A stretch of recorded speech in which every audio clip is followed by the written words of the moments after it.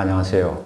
야고보서 12번째 시간입니다. 이제 야고보서도 이제 마지막을 향해서 달려가고 있습니다. 오늘 본문은 야고보서 4장 1절에서 12절 말씀입니다. 제가 읽겠습니다. 너희 중에 싸움이 어디로부터, 다툼이 어디로부터 나느냐?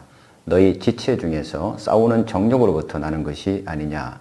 너희는 욕심을 내어도 얻지 못하여 살인하며 시기하여도 능히 취하지 못함으로 다투고 싸우는도다. 너희가 얻지 못함은 구하지 아니하기 때문이요 구하여도 받지 못함은 정욕으로 쓰려고 잘못 구하기 때문이라.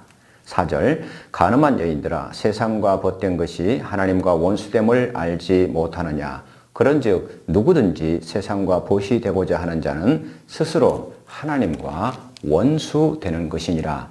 너희는 하나님이 우리 속에 거하게 하신 성령이 시기하기까지 사모한다 하신 말씀을 헛된 줄로 생각하느냐?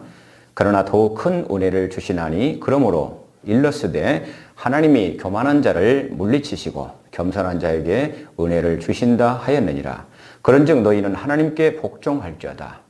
마귀를 대적하라. 그리하면 너희를 피하리라. 하나님을 가까이 하라. 그리하면 너희를 가까이 하시리라. 죄인들아 손을 깨끗이 하라. 두 마음을 품은 자들아 마음을 성결하게 하라. 9절 슬퍼하며 애통하며 울지어다. 너희 웃음을 애통으로 너희 즐거움을 근심으로 바꿀지어다. 주 앞에서 낮추라. 그리하면 주께서 너희를 높이시리라. 11절과 12절 말씀입니다. 형제들아 서로 비방하지 말라. 형제를 비방하는 자나 형제를 판단하는 자는 곧 율법을 비방하고 율법을 판단하는 것이라. 네가 만일 율법을 판단하면 율법의 준행자가 아니요 재판관이로다. 입법자와 재판관은 오직 한 분이시니 능히 구원하기도 하시며 멸하기도 하시느니라. 너는 누구이기에 이것을 판단하느냐. 아멘. 오늘 본문에 등장하는 호칭에 여러분 먼저 주목해 보시기 바랍니다. 4절에 간음한 여인들아, 8절에 죄인들아, 또 이어서 8절에 두 마음을 품은 자들아, 그리고 11절에 형제들아입니다. 이 호칭들은 과연 누구를 지칭하는 것일까요? 세상의 불신자들이요? 아닙니다. 결코 아닙니다. 그들은 모두 교회 공동체 안에 소위 그리스도인들입니다. 그들은 예수님을 그리스도로 고백하며 믿음의 공동체 안으로 이미 들어온 사람들입니다. 그럼에도 불구하고 야고보 사도는 왜 그러한 부정적인 호칭을 그들에게 사용하고 있을까요? 그들은 여전히 옛사람을 벗어버리지 못하고 세상 지혜를 따라 살아가는 자들이기 때문입니다. 혹시 그들의 모습이 나의 모습은 아닌지 오늘 말씀을 통하여 비춰보시기 바랍니다. 우리가 이미 지난 시간에 말씀을 통해서 우리가 살펴보았습니다마는 세상 지혜의 특성은 하나님을 대적하는 패역한 세상의 풍조와 가치관, 그리고 육신의 본능적 이기심에 그 뿌리를 두고 있기 때문에 그 속성상 거기에는 항상 시기와 다툼이 있기 마련입니다. 그래서 야고보 사도는 그 앞단락에서 바로 세상 지혜의 특성은 땅 위의 것이요, 정욕의 것이요, 귀신의 것이라고 밝혔던 것입니다. 오늘 본문의 수신자들의 실상이 지금 그것을 말해주고 있습니다. 오늘은 지난 시간에 그 세상 지혜와 같이 이렇게 밀접하게 연결이 되어 있습니다. 자, 그들 교회 공동체의 교인들 간에 서로 이해가 통하는 자들끼리 당을 짓습니다. 마치 고린도 교회와 같습니다. 그리고 자기들과 견해가 다른 상대방을 헐뜯고 비방하는 싸움과 다툼이 계속 지금 일어났습니다. 이렇게 된 데는 우리가 처음 시간에 개요 시간에도 보았습니다마는 이미 지금 야고보서를 받아보고 있는 수신자들은 여러 가지 시험과 환난, 박해 가운데 있습니다. 그래서 야고보 사도는 그들에게 인내를 온전히 이루라고 권면을 했습니다. 인내를 온전히 이룰 때 하나님 앞에서 온전하고 구비하여 조금도 부족함이 없는 흠없는 성숙한 신앙 인격자가 된다고 권면을 했음에도 불구하고 밖으로부터 오는 여러 가지 시련, 또 내부적으로 일어나는 여러 가지 유혹에 넘어집니다. 또 환경에, 사회, 세상과 타협하는 일들이 벌어집니다. 그러한 타협의 결과가 지금 오늘 본문에서 또 지난 시간에 보았던 것 같이 야고보서 그 수신인 교회 공동체, 유대인 디아스포라 교회 공동체는 교회 안에 시기와 다툼과 세상적인 세속적인 지금 그러한 풍습들이 그대로 닮아서 지금 생활하고 있는 그 실상을 지금 보여주고 있습니다. 그래서 야고보 사도는 오늘 본문을 통해서 그들을 책망을 합니다. 그리고 참된 그리스도인으로 살아가는 길이 어떤 것인지 무엇인지를 지금 오늘 본문은 제시해 주고 있습니다. 오늘 1절부터 5절까지에서는 그 교회 공동체 안에 싸움과 다툼의 원인이 어디에 있는가? 그리고 6절에서 10절까지는 이러한 싸움과 다툼을 극복하고 참된 그리스도인으로서 살아가기 위한 실천 항목들이 제시가 되고 있습니다. 바로 이 실천 항목이라고 하는 것은 하나님을 향한 성도의 합당한 자세라고도 할 수가 있습니다. 그리고 마지막에 11절과 12절은 성도 사고 간에 서로 간의 비방은 바로 사탄적인 행위임을 또한 경고를 하고 있습니다. 그럼 이제 오늘 본문을 좀 보겠습니다. 싸움과 다툼의 원인이 어디에 있는가? 1절에서 3절입니다. 1절 너희 중에 싸움이 어디로부터 다툼이 어디로부터 나느냐? 너희 지체 중에서 싸우는 정욕으로부터 나는 것이 아니냐?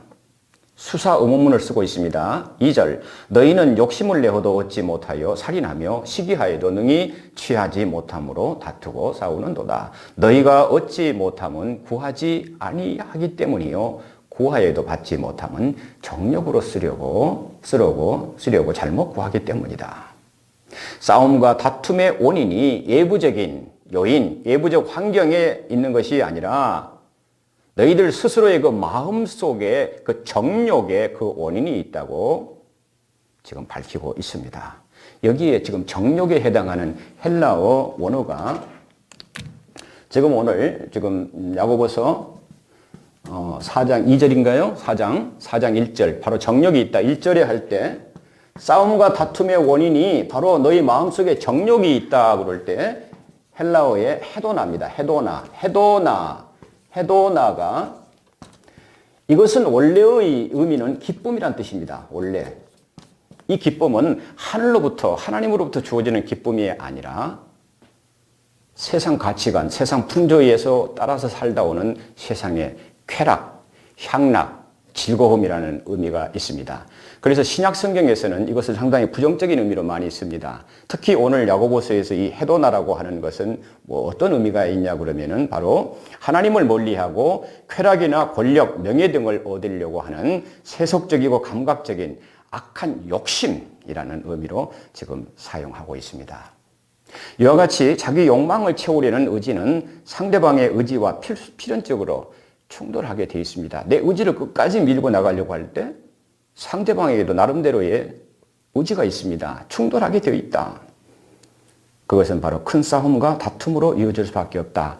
여기서 지금 싸움과 다툼이라고 그랬는데 원래 헬라적인 의미의 싸움은 여기서 싸움은 전쟁이라는 의미입니다. 큰 전쟁이라는 얘기입니다. 그러니까 서로가 당을 지어서 서로 불화하는 그런 의미가 여기서는 있습니다. 그리고 다툼. 1절에 너희 중에라고 얘기를 했습니다. 1절에 너희 중에란 말은 바로 교회 구성원들 중에라는 의미입니다. 교회 구성원들 중에 싸움과 다툼에 그리고 원어는 복수형으로 되어 있습니다. 단수가 아니고 싸움과 다툼이 복수형으로 둘 다 되어 있다는 얘기는 그러한 싸움과 다툼이 한두 번으로 끝난 것이 아니라 계속해서 자주 발생했다 하는 겁니다.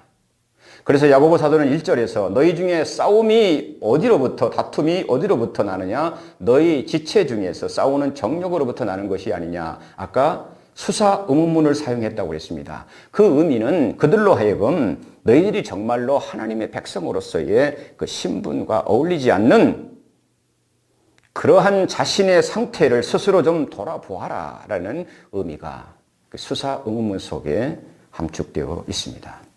그리고 2절에 너희는 욕심을 내어도 얻지 못하며 살인한다. 시기하여도 능히 취하지 못함으로 다투고 싸운다.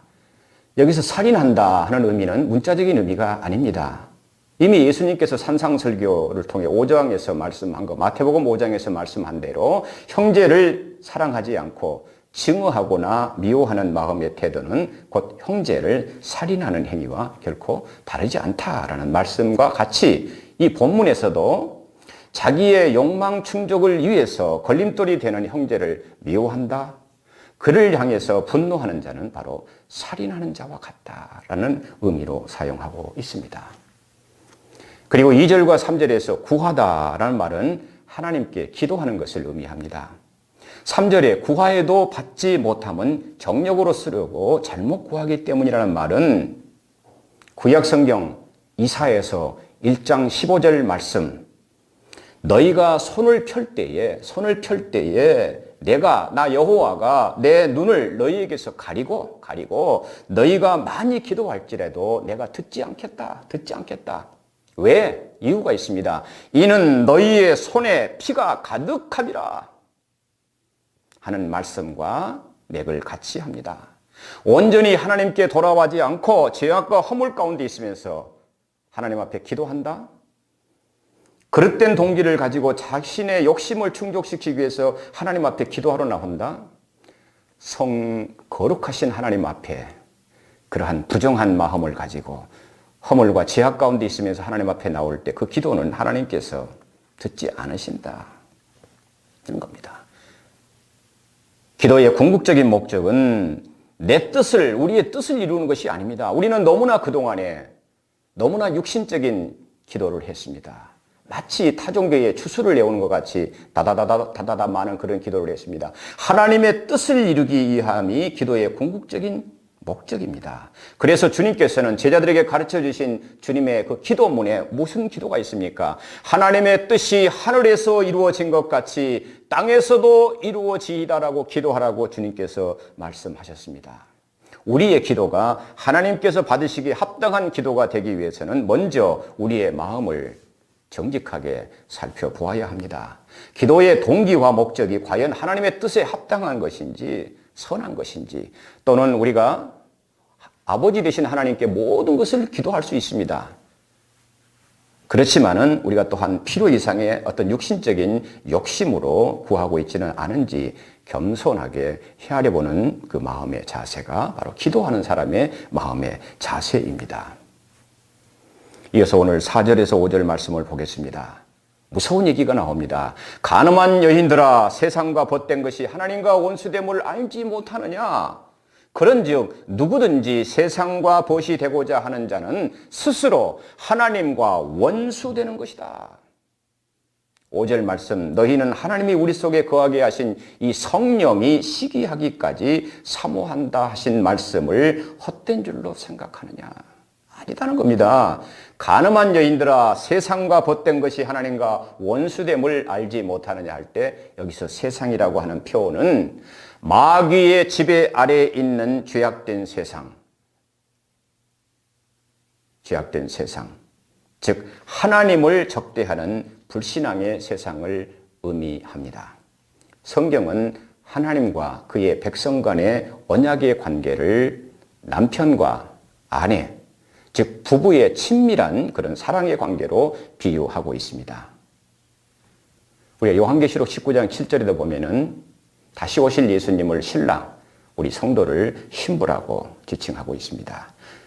그런데 남편 되신 하나님, 아내 되는 이스라엘 선민, 하나님의 백성, 그런데 구약 성경에 보면은 그의 백성 이스라엘이 하나님과의 언약을 파기하고 우상을 섬김으로 이런 이스라엘 모습을 구약시대 선지자들은 영적 간음으로 규정하고 정죄했습니다. 요한 사도는 요한일서 2장 15절에서 16절 이렇게 말씀합니다. 이 세상이나 세상에 있는 것들을 사랑하지 말라. 누구든지 세상을 사랑하면 아버지의 사랑이 그 안에 있지 아니하니 이는 세상에 있는 모든 것이 육신의 정욕과 안목의 정욕과 이생의 자랑이니 다 아버지께로부터 온 것이 아니요 세상으로부터 온 것이라고 말씀하고 있습니다. 만약 하나님의 백성된 성도가 남편 대신 하나님 이외의 다른 것, 즉 하나님을 대적하고 육신의 정욕과 안목의 정욕과 이생의 자랑으로 가득 찬 세상을 사랑한다면 이것은 바로 영적인 간음에 해당하는 행위요 하나님과 원수되는 것이라고 본문은 분명히 말씀합니다. 한 사람이 두 주인을 섬길 수 없기 때문입니다. 자주 말씀드립니다만 신앙에는 중간지대가 없습니다. 회색지대가 없습니다. 아내인 성도를 향하신 남편인 하나님의 사랑은 한마디로 질투할 정도로 강한 불타는 사랑임을 성경은 말씀합니다. 여러분 잊지 마시기 바랍니다. 세상도 마찬가지입니다. 사랑은 그 특성상 독점적입니다. 사랑은 독점을 원하기 때문에 사랑하는 사람이 다른 사람에게 한눈을 팔면 시기하고 질투하는 것은 당연한 것입니다. 하나님도 마찬가지라는 얘기입니다. 왜? 당신의 백성을 사랑하시기 때문에. 당신의 독생자 예수 그리스도를 나를 위해서 십자가에 돌아가시게 함으로 나의 죄를 사해 주시고 부활시킴으로 나를 의롭다 하시기 위한 그러한 하나님의 지극하신 사랑이기 때문에 하나님 외에 다른 것을 섬기려고 할 때 하나님은 질투의 하나님, 그런 의미에서 말씀이 나오는 겁니다. 우리를 지극히 사랑하시기 때문에. 당신의 독생자를 희생하시기까지 사랑하시기 때문에 당신 외의 다른 것을 사랑하는 것에 대해서는 하나님이 용서하지 않으십니다. 야고보서의 수신자들은 세상을 사랑하여 그 벗이 되었음을 야고보 사도는 지금 통탄하며 책망하고 있는 것입니다. 지금 이 시대 우리들의 모습이 어떠합니까? 하나님은 내 삶의 우선순위에서 저 많이 밀려나 있고 세상을 사랑하여 세상과 짝이 되어 살아가고 있지는 않는지 우리 모두 두렵고 떨리는 마음으로 자신을 돌아보아야 합니다. 그렇다면 성도의 합당한 자세로 돌이키기 위해서는 어떻게 해야 하는가 하는 겁니다. 오늘 예리한 처방이 지금 제시되어 있습니다. 6절에서 10절 말씀입니다. 그러나 더 큰 은혜를 주시나니 그럼에도 불구하고 세상과 간음하는 당신의 백성들을 또 용서하시고 불쌍히 여기셔서 더 큰 은혜를 주시나니 그러므로 일렀으되 하나님이 교만한 자를 물리치시되 겸손한 자에게 은혜를 주신다. 그러니까 7절부터 하나님께 복종할지어다. 하나님께 복종할지어다. 마귀를 대적하라. 그리하면 너희를 피하리라. 8절에 하나님을 가까이 하라. 그리하면 하나님께서 너희에게 가까이 하시리라. 죄인들아, 손을 깨끗이 하라. 두 마음을 품어서 세상을 섬기고 하나님을 섬긴다고 하는 두 마음을 품은 자들아, 마음을 성결하게 하라. 9절에 슬퍼하며 애통하며 울지어다. 너희 웃음을 애통으로 너희의 즐거움을 근심으로 바꿀지어다. 마지막 10절에 주 앞에서 낮추라. 그리하면 주께서 너희를 높이시리라. 싸움과 다툼을 극복하고 하나님으로부터 큰 은혜를 받는 길, 이 실천 항목이 지금 제시되어 있습니다. 하나님께 은혜를 받는, 큰 은혜를 받는 성도의 합당한 자세로서의 실천 항목이 지금 7가지 나와 있습니다. 첫째가 하나님께 복종하라. 하나님께 복종하라. 다 명령문 형태로 나와 있습니다. 두 번째가 마귀를 대적하라. 마귀를 대적하라. 그리하면 마귀가 피하리라. 피하리라. 너희를 피하리라. 그 다음에 세 번째가 하나님을 가까이 하라. 가까이 하라. 그리하면 하나님께서 너희를 또한 가까이 해주실 것이다. 그 다음에 뭡니까? 죄인들아. 죄인들아. 죄인들아. 손을 깨끗이 하라. 죄와 허물 가운데 손이라고 하는 것은 성경적인 의미로 죄를 저지르는 어떤 행동을 의미합니다. 손을 깨끗이 하라 그 말은 회개하라. 죄를 범하지 말라는 얘기입니다. 그리고 뭡니까? 두 마음을 품은 자들아. 두 마음을 품은 자들아. 영적인 간음하는 자들. 마음을 성결하게 하라. 성결하게 하라.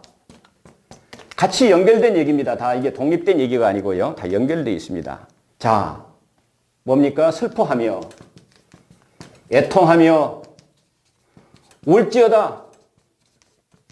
자신의 죄악된 허물과 죄악된 모습을 하나님 앞에 내려놓고 그 죄악과 허물에 찌들어 있는 나의 모습을 하나님 앞에 통탄하며 철저하게 회개한다는 얘기입니다.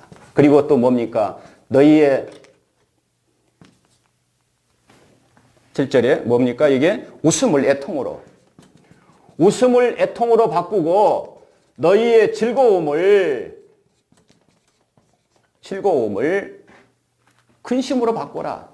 이 말씀은 무슨 얘기냐면 여기서 웃음과 즐거움이라고 하는 것은 하나님을 떠나서 하나님을 멀리하고 세상을 탐함으로 세상에서 오는 쾌락과 기쁨, 즐거움을 얘기합니다. 그러나 이것은 우리가 내세에 갔을 때 너희의 그 웃음은 바로 애통이 되고 너희의 즐거움은 근심이 될 것이다. 그러니까 이 땅에 있을 때 너희들이 그러한 웃음을 애통으로 너희의 즐거움을 근심하며 탄식하며 여기에서 말씀대로 슬퍼하며 애통하며 하나님 앞에 사람이 앞에가 아니고 하나님 앞에 애통하며 철저하게 회개하라. 그리고 주 앞에서 낮추라. 겸손하라. 성경은 뭐라고 얘기합니까? 교만은 패망의 선봉이요. 겸손은 종기의 앞잡이라고 잠언서를 통하여 또한 주님은 말씀하십니다. 이 바로 실천 항목들은 다 밀접하게 관련이 되어 있습니다. 하나님께 복종하는 것이 바로 마귀를 대적하는 것이요. 하나님을 가까이 하는 길입니다. 마귀를 대적하라고 하는 이유는 무슨 예이냐? 그 명령한 이유는 시기와 다툼, 이런 정욕, 형제 간에, 교회 안에, 공동체 간에 미움과 증오, 세상과 버타는 영적 간음 이런 등등이 다 마귀적이요. 사탄과 관련되어 있기 때문에 그리합니다. 마귀는 끊임없이 우리로 하여금 죄짓게 하고 하나님의 말씀에 불순종하도록 충동질을 합니다. 이 마귀와 싸워서 승리하기 위해서는 하나님의 말씀과 기도로 무장해야 합니다.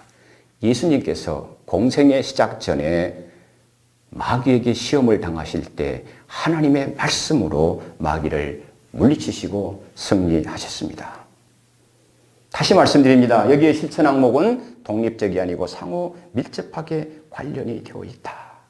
하나님의 말씀을 복종하시기 바랍니다. 가까이 하시기 바랍니다. 먼저 나 자신의 죄와 허물에 대해 슬퍼하며 탄식하며 철저한 회개가 선행되어야 합니다. 그럴 때 두 마음을 품고 하나님과 세상을 오가며 섬기는 것은 신앙의 순결을 버린 바로 영적인 간음이다. 양다리 걸치지 말라. 여러분, 세상에서도 양다리 걸친 사람은 결국에 환영받지 못합니다.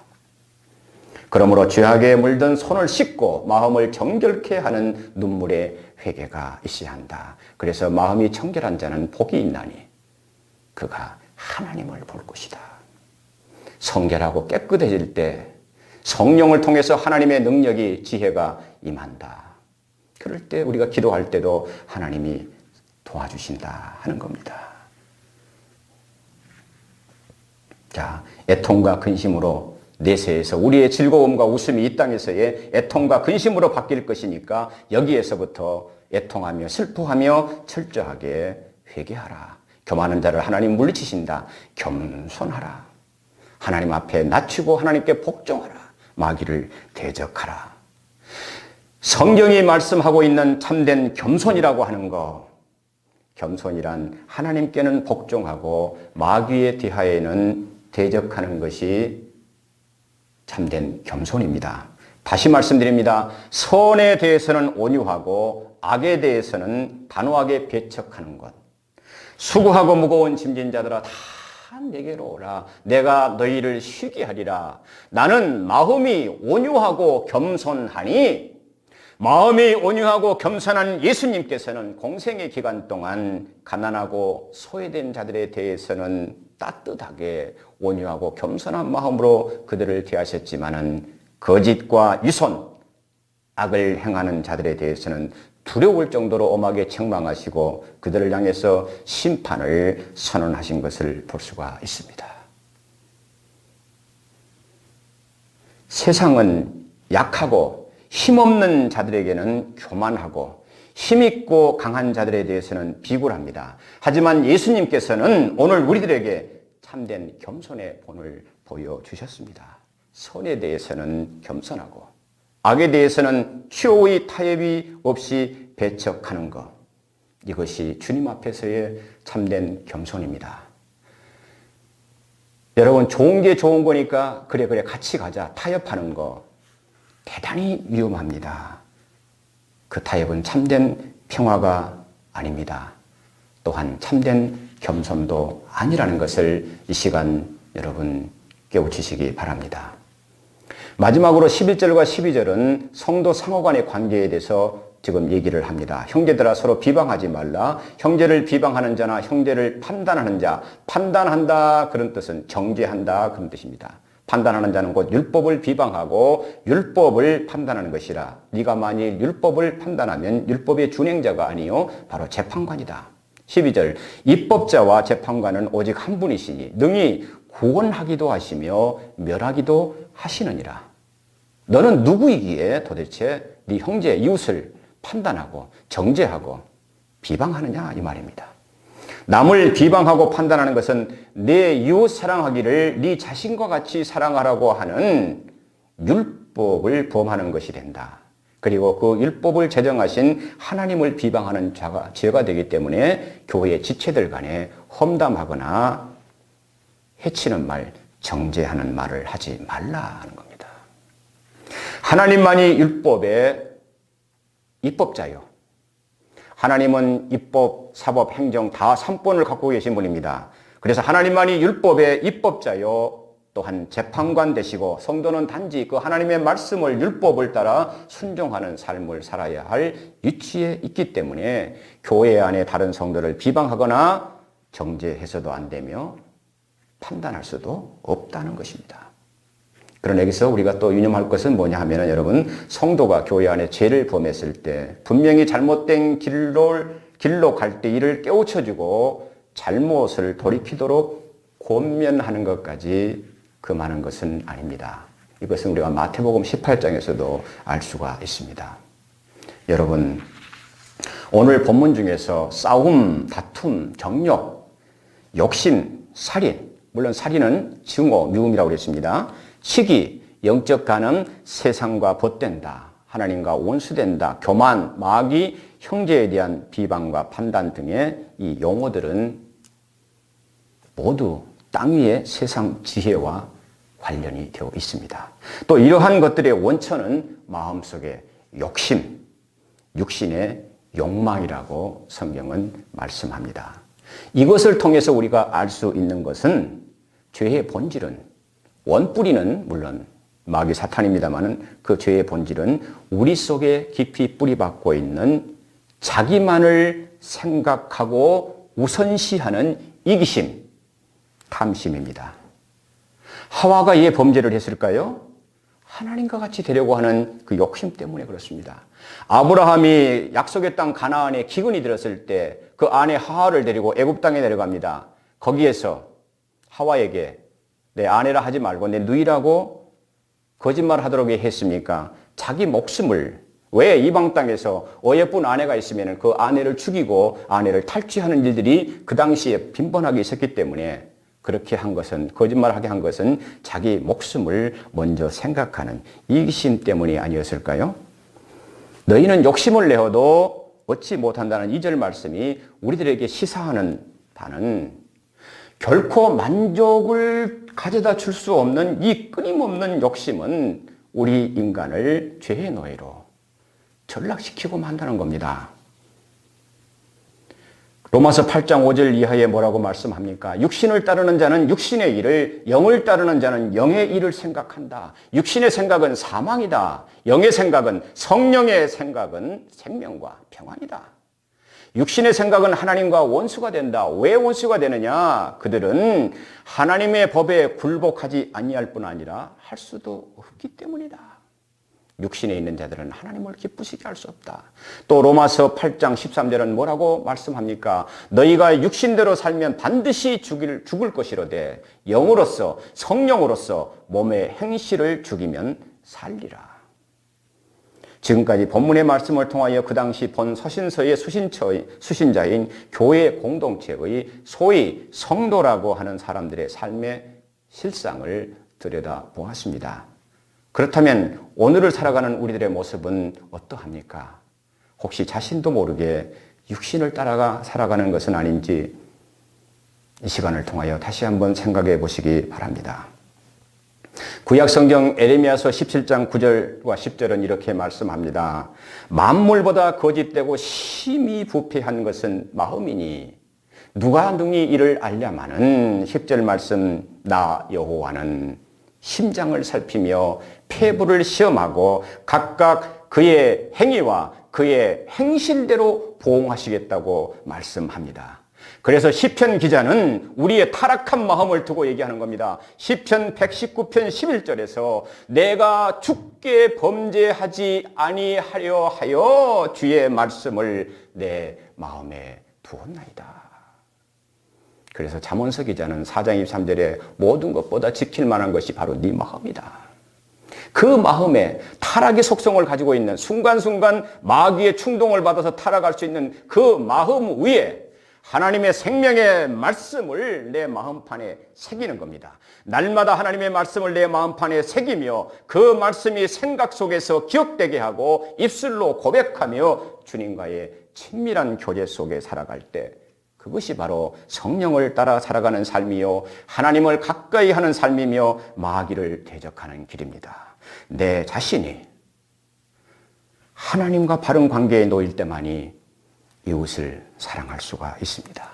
왜냐하면 하나님의 시각으로 이웃을 볼 수 있는 능력이 하나님의 지혜를 통해서 그에게 주어지기 때문입니다. 이 능력은 바로 하나님의 지혜입니다. 이 시간을 함께 해주시는 성도 여러분 모두에게 이러한 하나님의 은혜와 능력이 함께 하시기 바랍니다. 감사합니다. 샬롬, 샬롬.